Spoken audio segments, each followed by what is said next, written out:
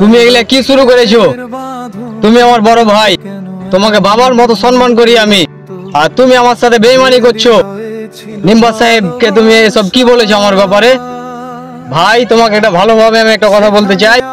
বাবার যত সম্পত্তি আছে তুমি আমাকে বুঝিয়ে দাও, কারণ আমাকে দিয়ে তুমি গরুর মতো খাটিয়ে নিয়েছো, বকরি চড়িয়ে নিয়েছো, জমিতে কাজ করিয়ে নিয়েছো, তার বিনিময়ে তোমার কাছ থেকে কি পেয়েছি আমি? আমার সম্পত্তি আমাকে বুঝিয়ে দাও। আমি তোমার সাথে থাকতে চাই না, আমি আলাদা থাকবো।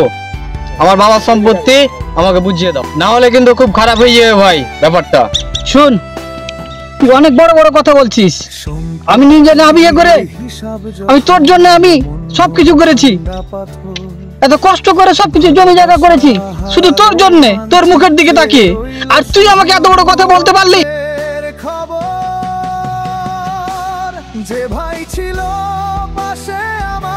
যা, তোকে আমি দিব না, তুই পারলে কিছু করে নিস। তাহলে ঠিক আছে, কিভাবে সম্পত্তির ভাগ নিতে হয় সেটা আমি দেখছি। যা দেখে নিস, যা।